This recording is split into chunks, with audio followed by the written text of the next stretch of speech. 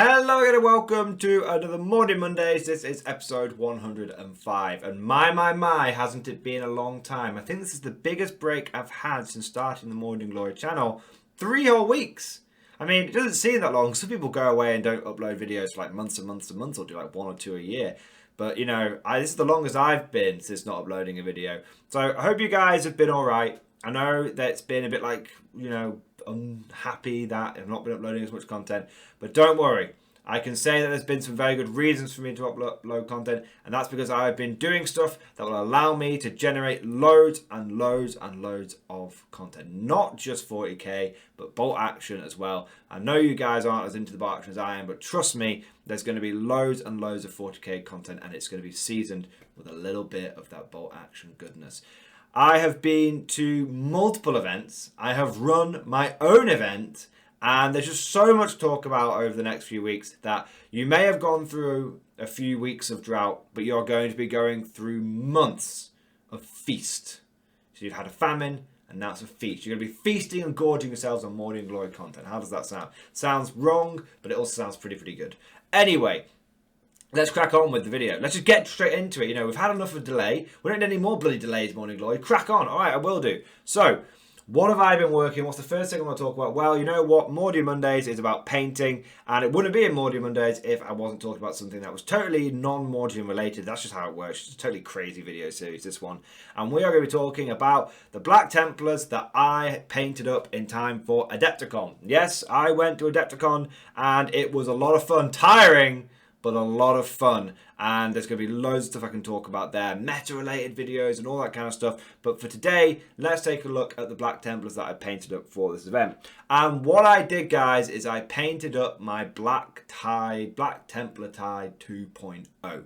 Now, for those of you that aren't familiar with this concept, I'm just going to quickly touch on it. I'm going to be doing a separate video where I go through in depth what this list is all about and everything, but we're going to be talking about just the painting and hobbying and thoughts behind it in this one, and we'll go into the full deep dive into the video.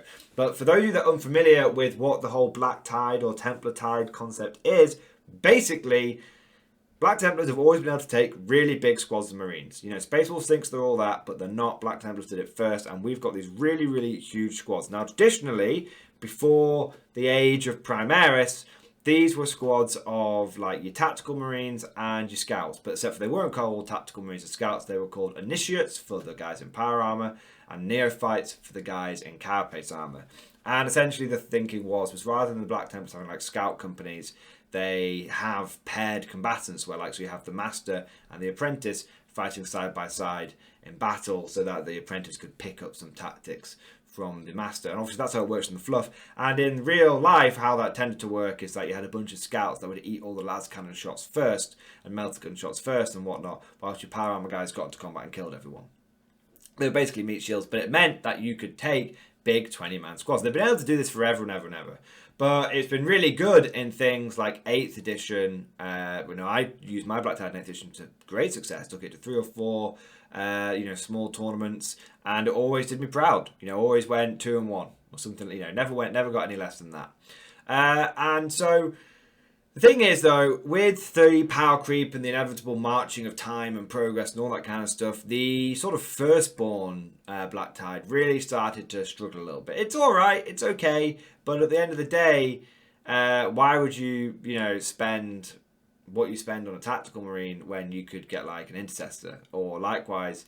And when you're looking at those neophytes as well, like you're spending like 11 points on a neophyte or 12 points on a neophyte, and it's only like 12 or 13 points like a tactical marine or whatever it was. So it really, where you look at that, the neophytes aren't anywhere near as good. They don't get chainswords, they only get 1 wound, all that kind of stuff. So the firstborn Tide kind of started, doing less and less well. As that's the inevitable nature of power creep, I suppose. Things do less well unless you can keep them up to date. So what happened is Games Workshop released the Black Templar supplement, and in that Black Templar supplement you could get Primaris Crusader squads, and oh boy were these what the Black Tide players have been asking for. Everyone gets 2 wounds. The neophytes have got 2 wounds, the Primaris neophytes have got 2 wounds, the Primaris initiates have got 2 wounds, of course. Fantastic. You've got power armor for days, but the also super important moment is that your neophytes now also get a Astartes Chainsword. So rather than having half your squad with Astartes Chainswords and half which get AP -1, and half your squad with combat blades which have no AP and are rubbish, now everyone gets AP -1 built in. Fantastic. And everyone's got 2 wounds. Fantastic. And everyone's got 2 attacks. Because the problem is obviously firstborn only have 1 attack. So now you've got 2 attacks, add the chainsword onto that, you've got 3 attacks, add shock assault onto that, you've got 4 attacks. Oh boy! You got a lot of attacks coming out. So that's why I decided it was time. You know, I've been looking for a good excuse. I've had the Black Templar supplement out for a while now, and you know what? I decided it's time to bite the bullet. I've been talking about doing the Black Tide 2.0 for ages. I've been talking about its effectiveness for ages. I've been proxying models, with my original Tide to do it. I thought, you know what? It's time to just refresh the Black Tide. Use those Primaris models, use those Primaris neophytes, and make the enemies of the Emperor tremble. That's what I wanted to do. And so that's what I worked on. Now, another sort of motivation for this army was obviously I've been playing, and I know we're getting into... I'm not touching on the tactics too much in this video, guys. That's going to come later. This is Mordian Monday, this is hobby, this is chatting, this is tangents, this is all the good stuff that you guys like. One of the other reasons I wanted to do this army was because I've been playing Imperial Guard in general for many, many years, but competitively in 9th edition, I've been smashing it for like 12 months. And, it's playing Guard is a really tricky playstyle at the moment, regular Guard especially, because you often feel very reactive. You sort of march up the field, the enemy punches you in the face, you get to try and react to that, they then get to punch you in the face again, you get to react to that, and hopefully at that point you've won the game. And that's kind of how, if you can survive those first 2 turns, you'll tend to win the game. If you don't, you tend to lose the game. And it's very much, but you advance to a certain point, and then you hold, and then you might break through. It's tricky, it's almost like you take ground, and then you hold it, and then you're done. With the Black Tide, it was a totally different playstyle, and I knew this was going to be the case, and I needed it. I needed to refresh my palette somewhat. Because the Black Tide is a very simple army to play. And if anyone wants to pick one up, if anyone's feeling that way with the Guard at the moment, like I'm sick of holding the line, I want to feel like I'm on the attack, then seriously consider picking an army up like this. Because for me, it's a total palette cleanser. It was the same when I was doing it in 8th edition. It's the same now in 9th edition.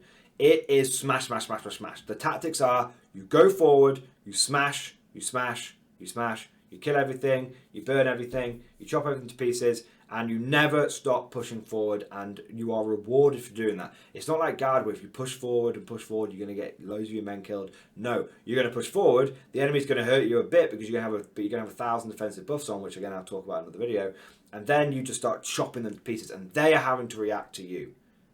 And it feels so much better after, months and months and months of holding the line as a Guard, sort of with the Guard tactics. It feels so much, better's the wrong term, it feels so much more refreshing to just be the one calling the shots, the one punching the enemy in the face, the one smashing people to pieces.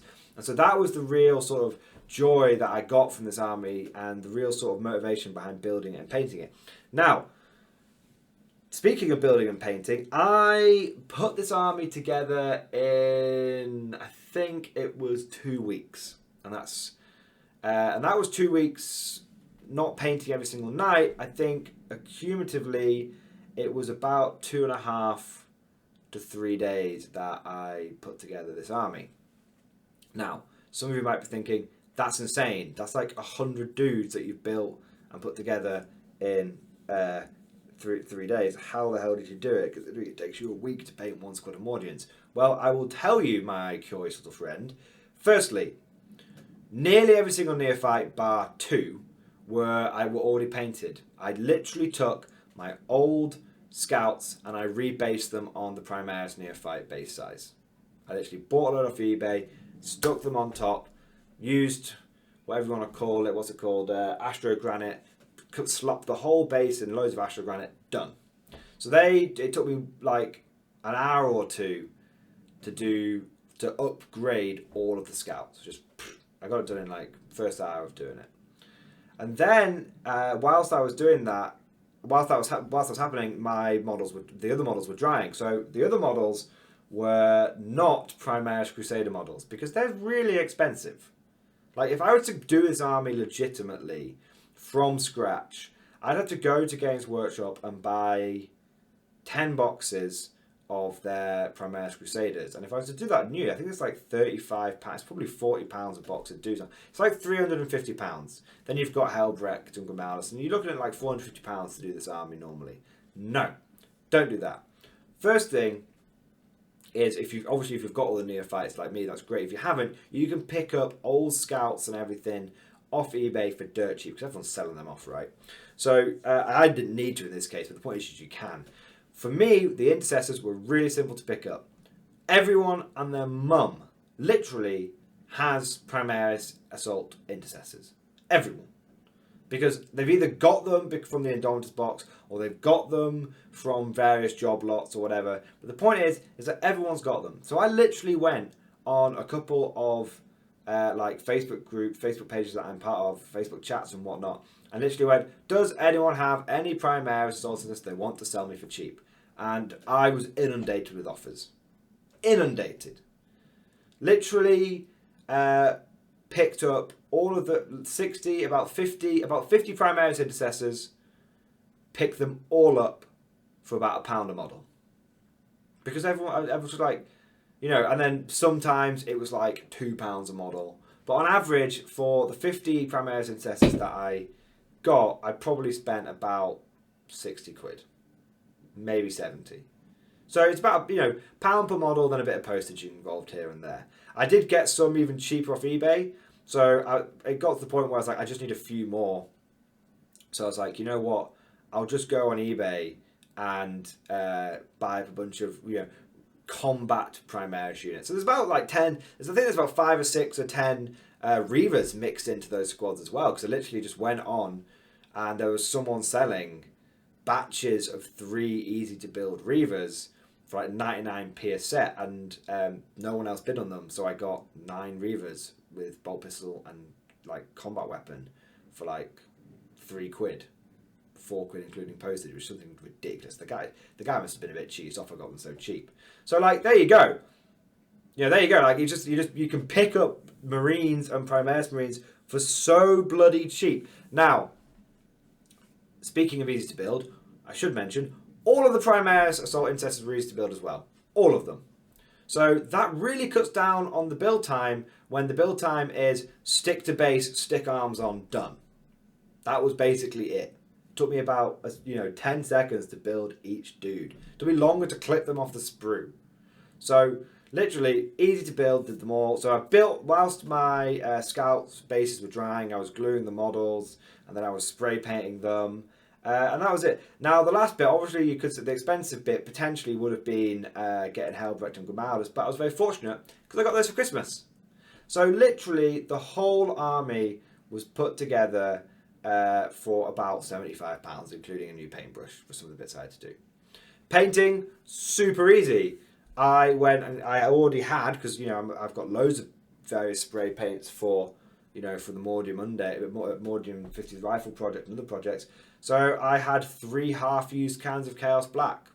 So I just used Chaos Black on all of them, let them dry, then slapped on the shoulder pads, which was a layer of grey, a layer of white, done. 1 layer of gold on the chest, 1 layer of silver, dry brushed on the weapons, bit of fine detailing, red, done. So that's how you build an entire army in a morning. You base it and get half of them, base it in an afternoon essentially. You paint them all up in one evening, and then you spend another half day just spending a bit more time on the characters. Bish, bash, bosh. There's also like some shooty guys in there as well, but that's how I did it. So that is how, if I was to be not facetious, what I would say is, in all seriousness, if you were to do this army yourself, genuinely, this is part of the strategy, genuinely, ask for the characters for like your birthday or something, or your Christmas, or, you know, as a present of your loved one or whatever. And then buy all the intercessors for like 75 quid like I did. Maybe at most you'd be spending 100. And then if you had to buy the rattle cans and stuff, you'd probably have to spend about £25 on Games Workshop paint. So if you wanted to do this And then obviously you match by the scouts. If you wanted to do this the way I did this and you don't have enough models to put together, I reckon if you were ruthless enough, you could put it together for about £150. One rattle can, 2 or 3 paints, which you probably already have, and then scouts, and then £1 per model. I'd say 100. I reckon you could get 100 quid in the models, 25 quid in the paints, and 25 quid leeway.